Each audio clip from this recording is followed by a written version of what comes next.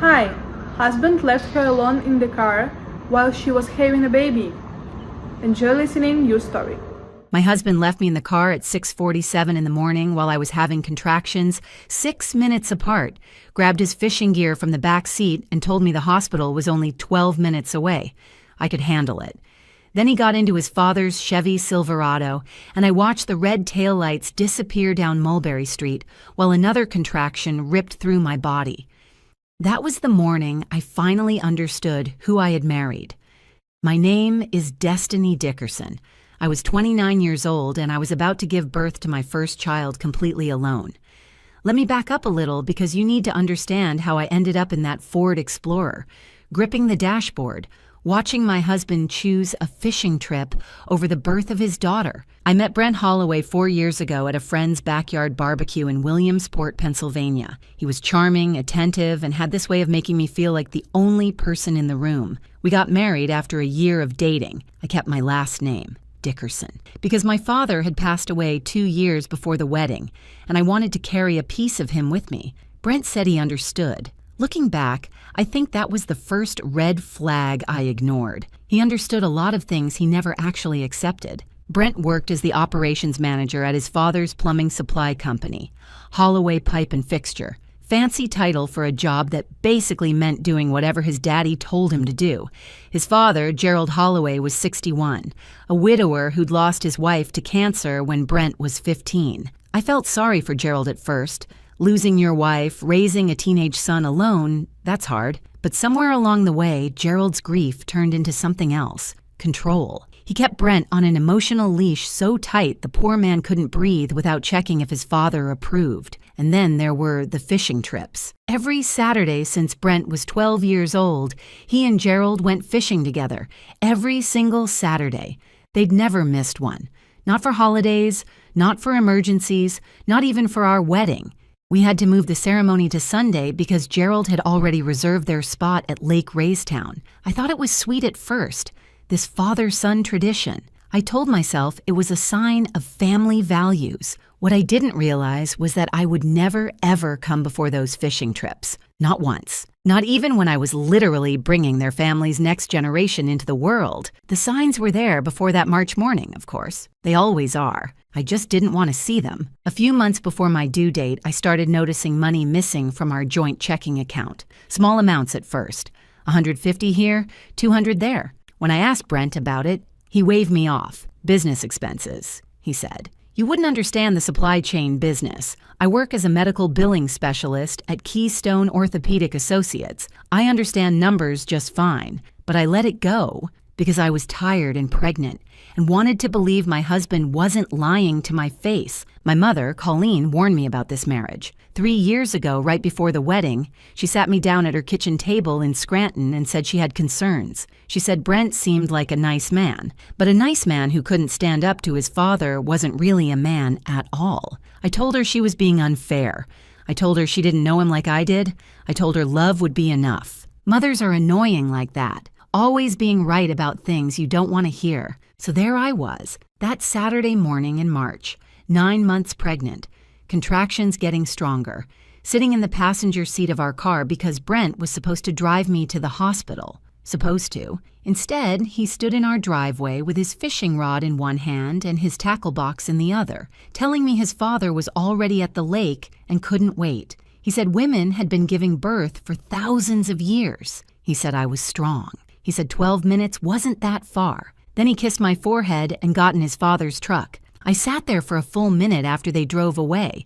Not because I couldn't move. The contractions were painful but manageable at that point. I sat there because I genuinely could not believe what had just happened. My brain was trying to process the fact that my husband, the father of my child, had actually left me to drive myself to the hospital while in labor. It felt like a bad dream, like a sick joke, like something that happened to other women. Not to me, but it was happening to me. And I had two choices: fall apart or drive. I drove. The 12 minutes to Williamsport Hospital felt like 12 hours. By the time I pulled into the emergency lot, my contractions were 4 minutes apart and getting worse. I parked crooked across 2 spaces and didn't care. Let them tow me. Let them give me a ticket. I had bigger problems. I called my sister Janelle from the parking lot, sobbing between contractions. Janelle is 36, works as a paralegal at a family law firm in Philadelphia, and has never liked Brent. She answered on the second ring, and I could barely get the words out. She didn't ask questions. She just said she was getting in her car, and she'd be there as fast as she could. Philadelphia to Williamsport is about 2.5 hours. She made it in 2, but first I had to check myself in, alone. The humiliation of that experience is something I'll never forget. The intake nurse asked for my emergency contact, and I wrote N-A. She asked where the baby's father was, and I said he was unavailable. She and the other nurse exchanged a look. That look women give each other when they understand something without words. One of them, a kind woman in her 50s named Rita, squeezed my hand and said, "Honey, you're stronger than you know." I filled out my own insurance forms between contractions. I work in medical billing. I process insurance claims for a living. So there I was, in active labor, writing down authorization codes and policy numbers because I knew exactly which ones they'd need. If that isn't the most ridiculous irony of my life, I don't know what is.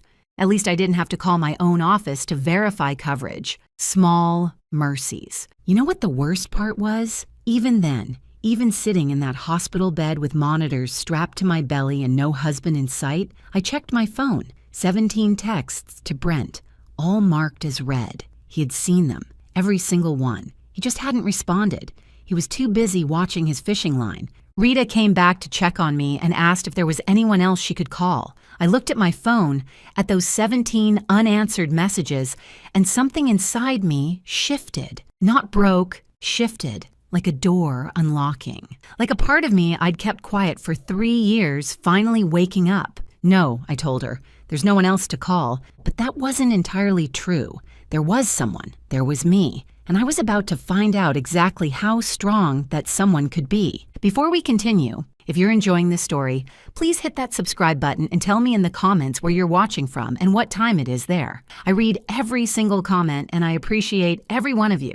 Thank you so much for being here with me. Now, where was I? Oh yes, in labor, alone, having the time of my life. 11 hours. That's how long it took to bring my daughter into the world. 11 hours of contractions, breathing exercises, and nurses telling me I was doing great while I contemplated every life choice that had led me to this moment. First-time mothers often have longer labors, they told me. This is normal, they said. Everything is progressing beautifully. Then, around hour 6, everything stopped being beautiful. Lily Mae's heart rate dropped during a contraction. Not a little, a lot. Monitors started beeping. 3 nurses rushed into the room so fast I thought the floor might collapse. The doctor appeared out of nowhere, talking about fetal distress and emergency interventions and possible cesarean section. I was terrified, absolutely terrified. Not for me, for my baby, for this little person I hadn't even met yet, but already loved more than anything. I grabbed my phone and texted Brent. Baby in distress. Might need emergency surgery. Please come. 20 minutes later, 20 minutes, he responded. I'm sure the docs have it handled. Dad says the base are really biting today. Keep me posted. I read that text 3 times. I screenshot it. I didn't know why at the time.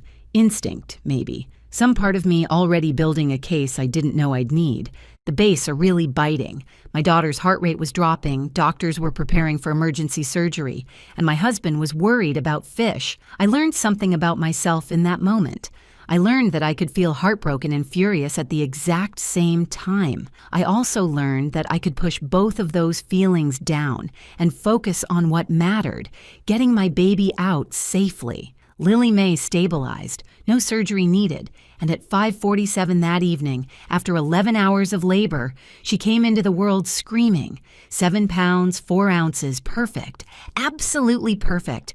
I cried when they put her on my chest, cried from relief, from joy, from exhaustion, from the strange loneliness of experiencing the most important moment of my life without my partner there to share it. I named her Lily Mae Dickerson, my last name, not his. Some decisions make themselves. Janelle arrived at 6:30. Exactly 45 minutes after Lily was born. She burst through the door looking like she'd driven 100 miles an hour the whole way, which she probably had. She didn't say anything at first, just hugged me, then looked at Lily May, then hugged me again. When she finally spoke, all she said was, "Where is he?" I shook my head. She understood. She held my daughter while I finally let myself rest, and for the first time all day, the room felt like it had love in it. Brent showed up at 8:52 p.m.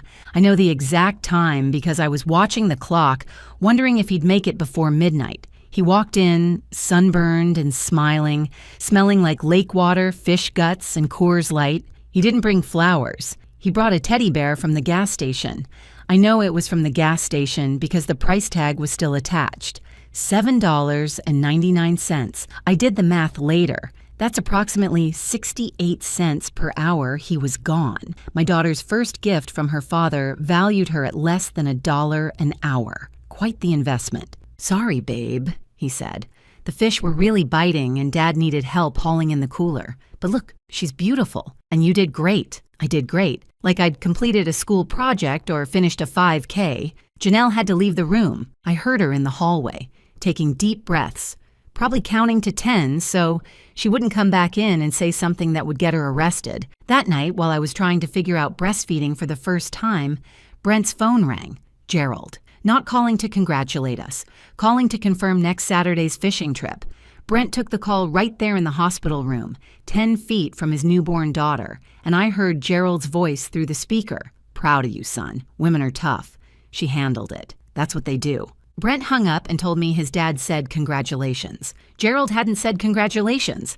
I'd heard the entire conversation, but I was too exhausted to argue, too exhausted to do anything but close my eyes and wonder how I'd ended up here. 3 weeks later, the hospital bill arrived.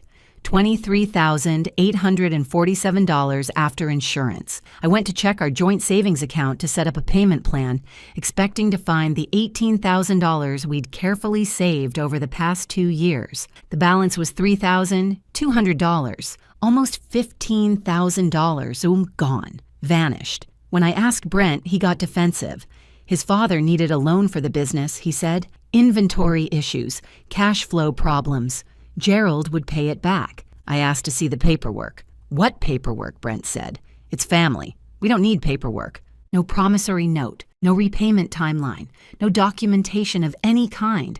Just my husband giving away our savings to his father while I was pregnant without telling me, without asking me, without even considering that it might be wrong. You know what's funny? Not funny, haha.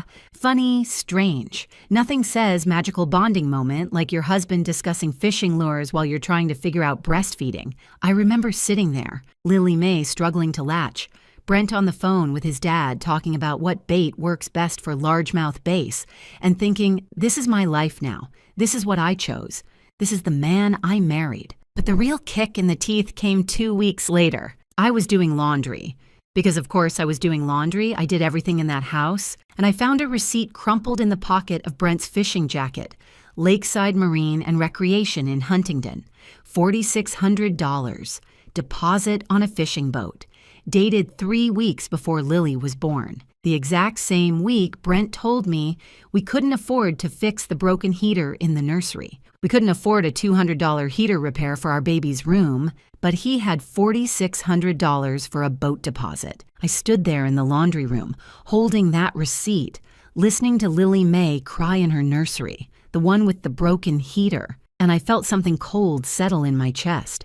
Not anger, something quieter, something more dangerous.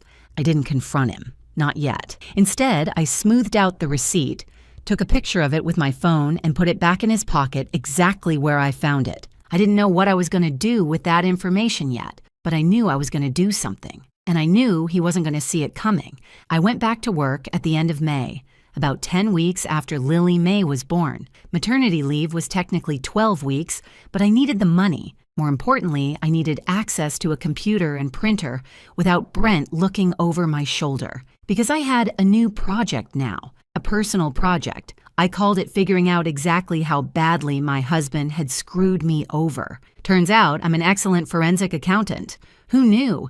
Medical billing experience really does transfer well to investigating your own husband's financial betrayal. Very versatile skill set. I should put it on my resume. Every lunch break, while my coworkers ate sandwiches and scrolled through social media, I sat in my car in the parking lot and went through our bank records. I'd requested 2 full years of statements from our joint account.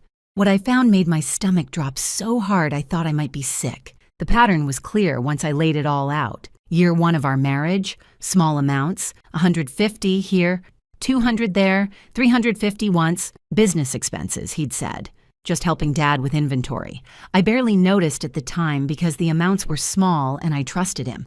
That's the funny thing about trust. It makes you blind to the obvious. Year 2, the amounts grew. $500 in March, $800 in May, $1,200 in August. I noticed, but I believed his excuses. Cash flow problems at the business, supply chain issues, temporary loan.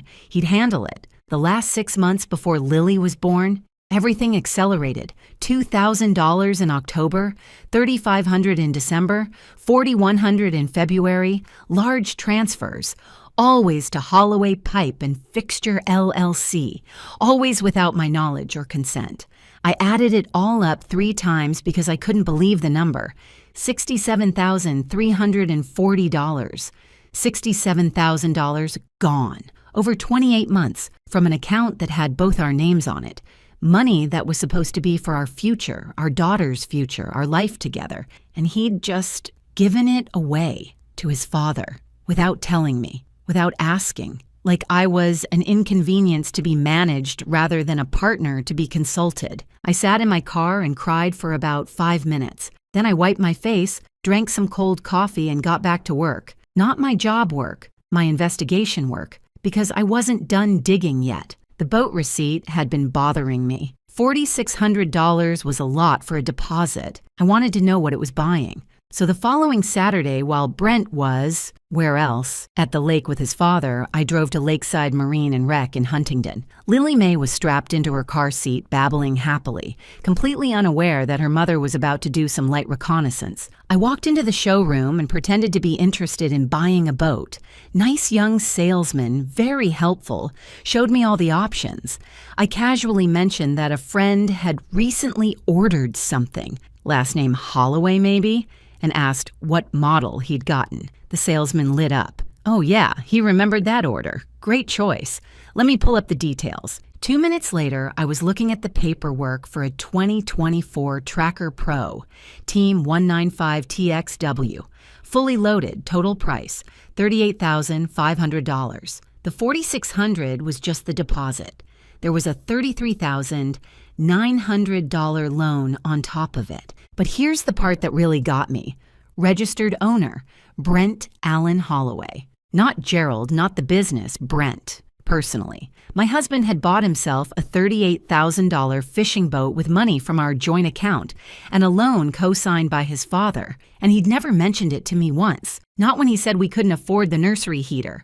Not when I asked about the missing savings. Not ever. I thanked the salesman, told him I'd think about it, and walked back to my car on legs that didn't feel entirely stable. I sat in the driver's seat and looked at Lily Mae in the rearview mirror.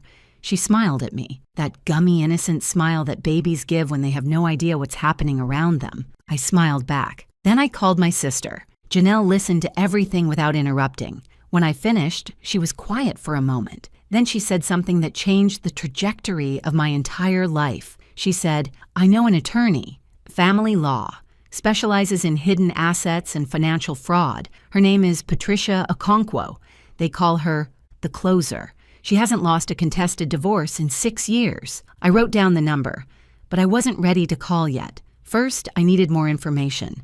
Janelle, bless her paralegal heart, helped me pull public records for Holloway Pipe and Fixture LLC. What we found was worse than I'd imagined. Brent wasn't just an employee at his father's company. He was listed as 50% owner, filed 18 months ago. He'd never told me, which meant that whatever debts the business had, whatever liabilities, whatever tax problems, Brent was personally responsible for half of it. I also got access to our phone records. I'm the account holder on our family plan, so it was easy. Brent and Gerald talked 3 to 4 hours every single day.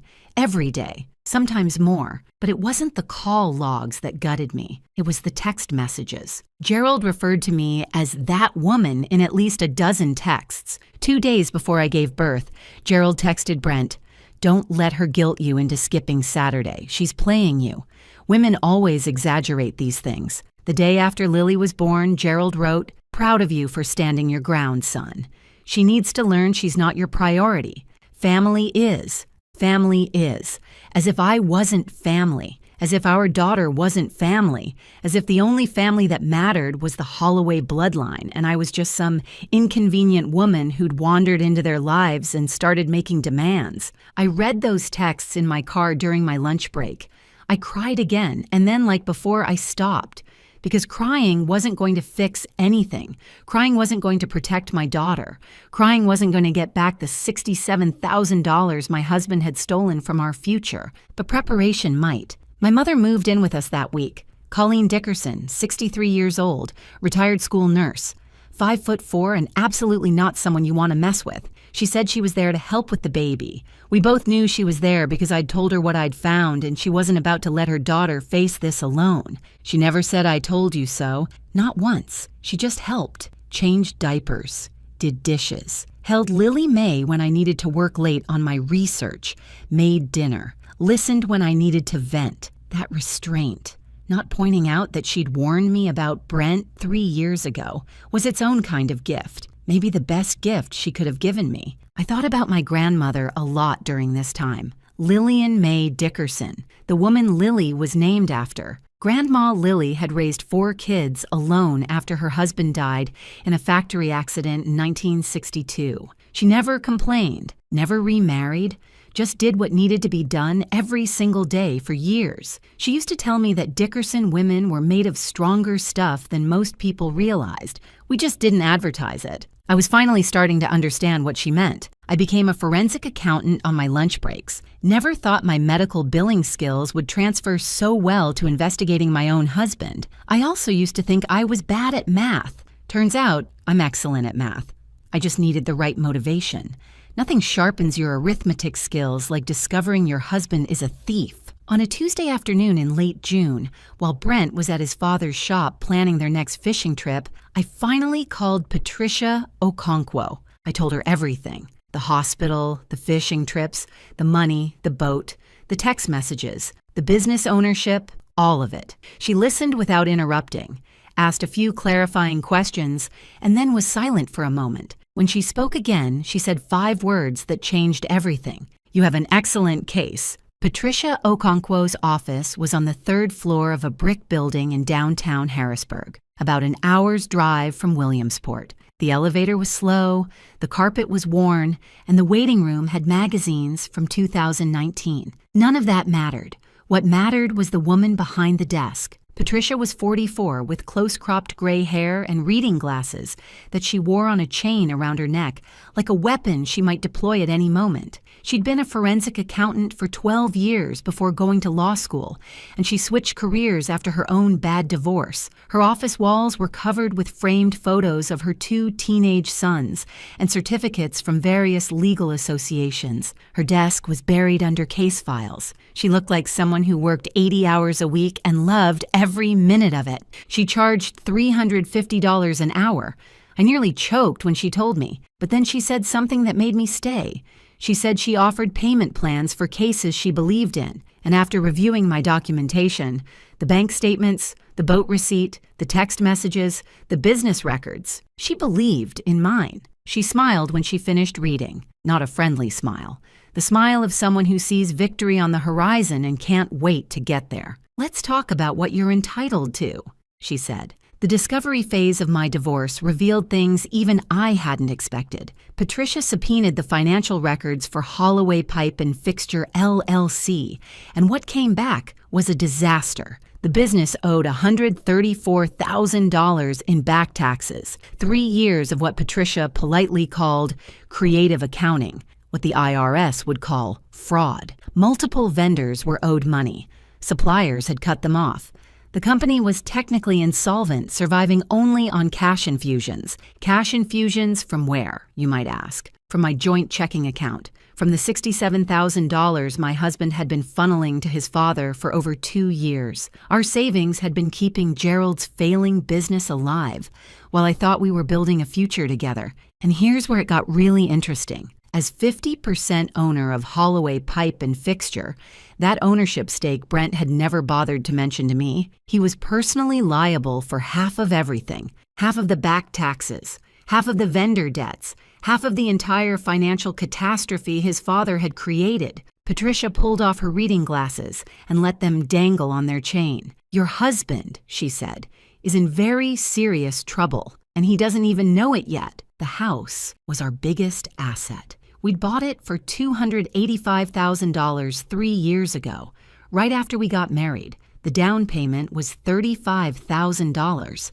a gift from my parents. My mother, Colleen, and my late father, Howard, had given us that money to help us start our lives together. I had the canceled check. I had the gift letter, which specifically stated the money was intended for my down payment contribution. Patricia's eyes lit up when she saw those documents. In Pennsylvania, she explained, gifts to one spouse can be treated as separate property under certain circumstances. That down payment documentation changes everything. You're not just entitled to half the equity. You have a strong claim to the full $35,000, plus your share of the appreciation.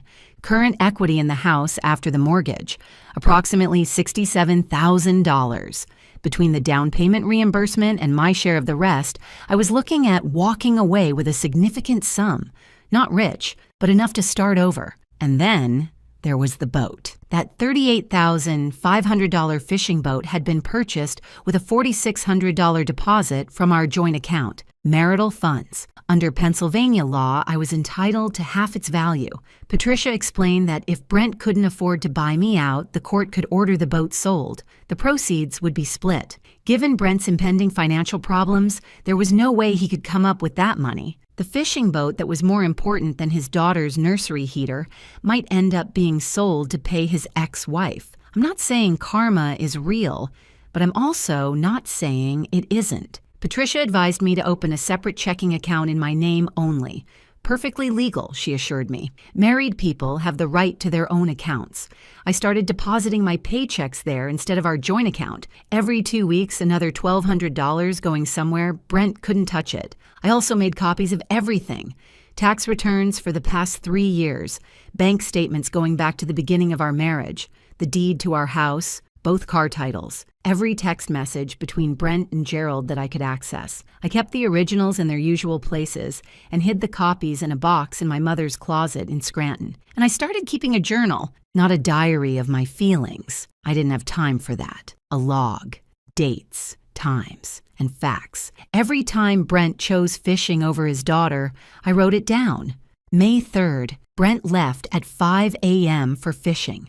Lily Mae had a fever all night. Temperature reached 101.2.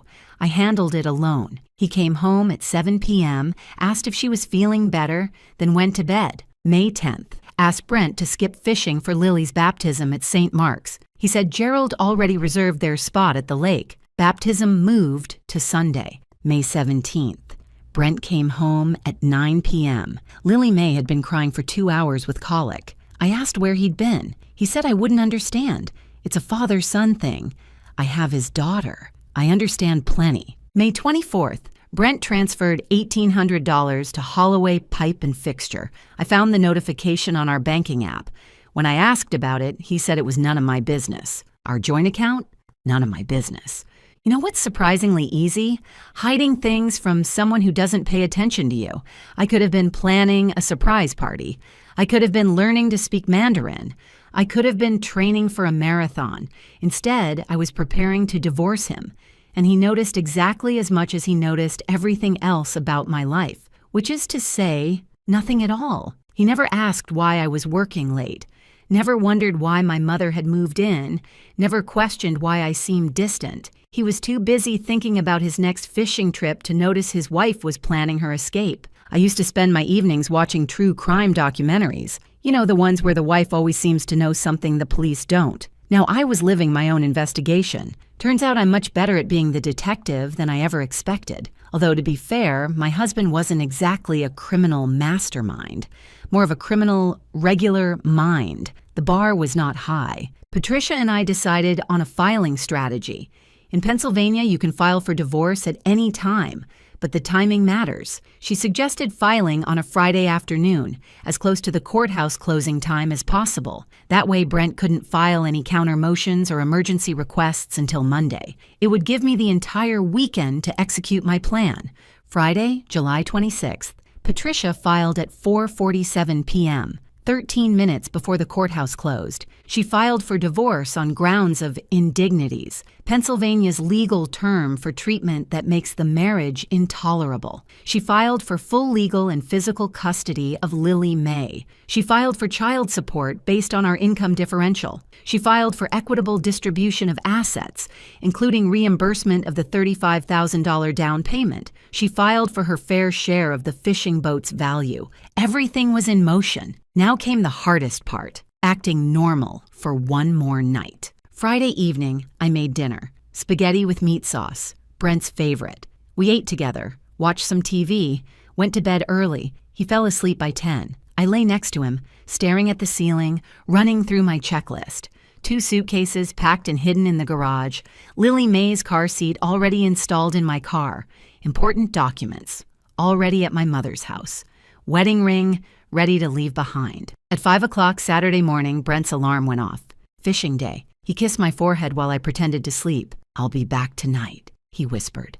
"Have a good day." I kept my eyes closed until I heard Gerald's truck pull into the driveway, until I heard Brent loading his gear into the back, until I heard the engine start and the tires crunch on gravel as they drove away. Then I opened my eyes. It was time. Saturday, July 27th, 5:15 a.m. I moved fast but calm. I'd rehearsed this in my mind 100 times over the past month. Every step planned, every action deliberate. No panic, no second guessing, just execution. 2 suitcases came out of the garage. One with my clothes and essentials, one with everything Lily May would need for the next few weeks. I loaded them into my car, a 2018 Nissan Rogue that was in my name only. One of the few smart decisions I'd made before this marriage went sideways. Lily May was still sleeping when I lifted her from her crib. She stirred a little, made that soft baby noise that always melted my heart, then settled against my shoulder. I carried her through the house I'd called home for 3 years, past the kitchen where I'd made 1,000 dinners Brent barely noticed, past the living room where he'd watch TV while I did all the night feedings, past the nursery with the heater that had never been fixed. I strapped her into her car seat. She stayed asleep. Perfect baby. Always had been. Before I left, I went back inside one more time. I walked to our bedroom and placed my wedding ring on Brent's pillow. The ring he'd proposed with 4 years ago, back when I believed he was capable of putting someone else first. I didn't want it anymore. It represented a promise he'd never kept. On the kitchen counter, I left the divorce papers, all 47 pages of them, and on top, a single yellow sticky note. "You can't catch a wife and release her. Read page 14. I thought it was clever. Fishing humor. He'd appreciate it eventually. Or he wouldn't. Either way, I laughed when I wrote it. First time I'd laughed in months. By 5:45 a.m., I was on Route 81 North, heading towards Scranton. 70 miles to my mother's house, 70 miles to safety, 70 miles to the beginning of whatever came next. The sun was just starting to rise, painting the Pennsylvania hills in shades of orange and pink. Lily May slept in the back seat. The radio played softly, some old song from the 80s that I didn't recognize, but found comforting anyway. I drove exactly the speed limit. No need to attract attention. No need to rush. Brent wouldn't be home for another 15 hours. By then, I'd be settled in my childhood bedroom, drinking tea with my mother, watching my daughter sleep in the portable crib we'd set up days ago. I'd done it. I'd actually done it. Now I just had to wait. Brent got home at 8:23 p.m. I know because Gerald's truck has Jeep's tracking, something Brent mentioned once years ago, and I filed away in my memory. He pulled into the driveway at 8:19. 4 minutes to unload his gear and walk inside. I can imagine what he found. Dark house, empty rooms, silence where there should have been a baby crying or a wife asking about his day. The papers on the counter, the sticky note. I imagine him reading that note, confused at first, then flipping to page 14 where Patricia had itemized every single withdrawal from our joint account, $67,340, listed by date and amount. Page 15, the boat purchase with copies of the receipt and registration. Page 16, his 50% ownership of Holloway Pipe and Fixture and his personal liability for the company's $134,000 in tax debt. Page 17, my claim to the down payment and house equity. His hands must have been shaking by the time he finished. At 8:47 p.m., my phone screen lit up. Brent calling. I didn't answer. Straight to voicemail. 8:48 p.m. Brent calling, voicemail. 8:49 p.m. Text message. Babe, what is this? Where are you? 8:52 p.m. Brent calling, voicemail. 8:55 p.m. Text. This is crazy. Let's talk about this. Come home, 9:03 p.m. Text. I know I messed up. We can fix this. Please. 9:15 p.m. Brent calling. The 17th call in less than 30 minutes. Voicemail. By midnight, he'd called 47 times. I knew because I checked the log the next morning. 47 calls to a number I'd blocked at 6 a.m. that morning, right after I crossed the Scranton city limits. Some people say forgiveness is letting go of anger. I say blocking someone's number is letting go of their ability to annoy you. Same energy, faster results. Sunday morning, Gerald drove to my mother's house. I watched from the upstairs window as his truck pulled up, as he marched to the front door, as he pounded on it with his fist. Colleen answered. My mother, 5'4", 63 years old, retired school nurse. Not someone you'd expect to be intimidating, but she stood in that doorway like a fortress. I couldn't hear what Gerald said, but I could imagine. Demands to see me, accusations, maybe threats. Colleen's response was calm and clear. I heard every word through the open window. My daughter and granddaughter are resting. You can leave now, or I can call the police. Your choice. She didn't raise her voice, didn't need to. Gerald stood there for a long moment, probably trying to figure out how to bully a woman who clearly wasn't going to be bullied. Then he turned around and drove away. He wasn't used to women who didn't back down. He was about to meet a lot more of them. The next few months unfolded exactly as Patricia had predicted. Without my income covering the mortgage, the house payments fell behind immediately. Brent missed August, missed September. By October, the bank had sent foreclosure warnings. The house he'd prioritized fishing trips over was slipping through his fingers. Meanwhile, Patricia's forensic accountant had torn through Holloway Pipe and Fixture's books and found clear evidence of tax fraud going back 3 years. As an officer of the court, Patricia was required to report suspected fraud to the appropriate authorities. She did so in late August. By October, the IRS had opened an investigation. By November, they'd frozen Gerald's business accounts pending a full audit. The dominoes were falling. September brought depositions, under oath, on the record. Patricia deposed both Brent and Gerald separately. Brent's deposition was pathetic. He couldn't explain where the money had gone. He claimed he didn't know about the tax debt. He said his father had handled all the business finances. He threw Gerald under the bus at every opportunity while somehow still defending him. It was like watching a man try to save a sinking ship by drilling more holes in the hull. But Gerald's deposition was the real show. His attorney had clearly advised him to protect himself, to minimize his own liability, to put distance between himself and the financial disaster he'd created. Patricia asked him about the money transfers from our joint account. Gerald said he'd asked Brent for help. Brent offered. He didn't force anyone to do anything. Patricia asked if he knew the money belonged to both Brent and me. Gerald said Brent handles his own household. That's not my business. Then Patricia asked about his influence over Brent, about the daily phone calls, about the texts calling me that woman, about the Saturday fishing trips that took priority over everything else in Brent's life. Gerald paused, looked at his lawyer, looked at Brent, who was sitting in the corner of the room, watching his father testify, and then Gerald said the words that ended their relationship forever. Brent's always been easily led. He's too weak to say no to anyone. That's his problem, not mine. I wasn't in the room, but Patricia told me about it later. She said Brent's face went pale, said he looked like someone had punched him in the stomach, said he finally finally saw his father for what he really was, but it was too late. 3 years too late for me. A lifetime too late for Brent. The divorce was finalized in November, 4 months after I filed.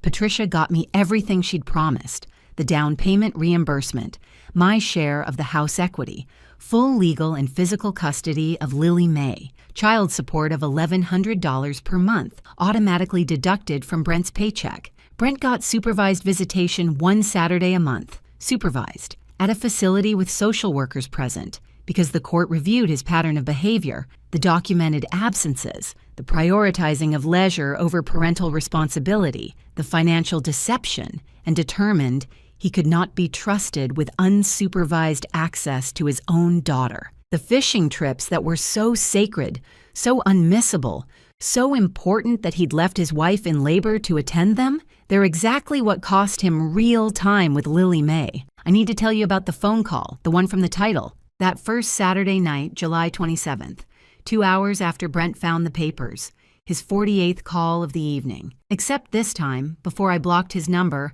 I let it go to voicemail just to hear what he'd say. He was crying, actually crying, sobbing. I'd never heard him cry before, not in 4 years together, not even at his grandfather's funeral.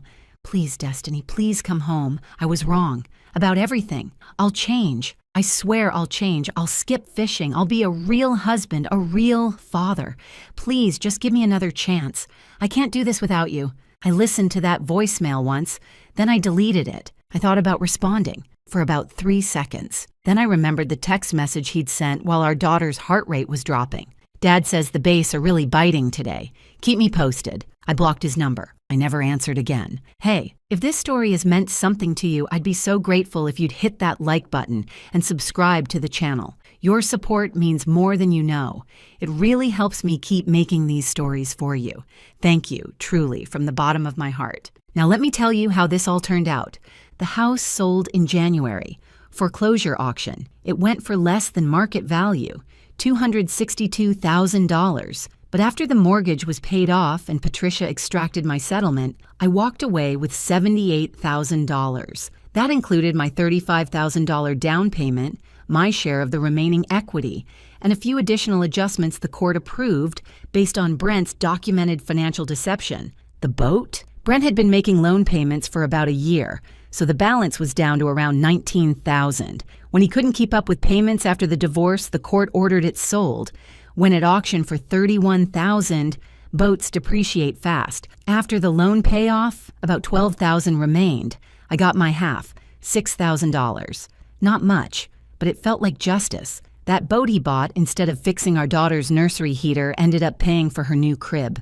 Child support started flowing in December, $1,100 a month, automatically deducted from Brent's paycheck before he even sees it. He can't hide from it, can't forget to pay. Can't claim he doesn't have the money. It just happens, like clockwork, every 2 weeks. $550 deposited into my account, the most reliable Brent has ever been about anything. I moved to Scranton permanently in January, found a 3-bedroom townhouse about 15 minutes from my mother, used $15,000 of my settlement for the security deposit, furniture, and an emergency fund. Invested $40,000 in index funds for long-term security, something my grandmother always preached about, putting money somewhere it could grow. I call the remaining savings my never depend on anyone again account. It's earning 4.5% interest. My ex-husband never earned my interest in anything. In March, I got promoted. Senior billing specialist at a larger medical practice in Scranton, working for a woman named Claudia who raised 3 kids as a single mom. She gets it. The salary is $58,000 a year plus benefits. Not rich, but comfortable, stable, mine. Lily May is 18 months old now. She's walking, talking, well, babbling mostly, but I swear she said mama last week and my heart nearly exploded. She has my eyes and, unfortunately, Brent's nose, but that's the only thing of his she's getting. Everything else, the values, the strength, the understanding that she deserves to be someone's priority, that's coming from me and my mother and my sister, the women who showed up, the women who stayed. As for Brent, he lost the house, he lost the boat, he lost unsupervised access to his daughter. He lost any respect I ever had for him. After the foreclosure, he moved into a rented room above his father's shop, the shop Gerald no longer owns. The IRS investigation concluded in February.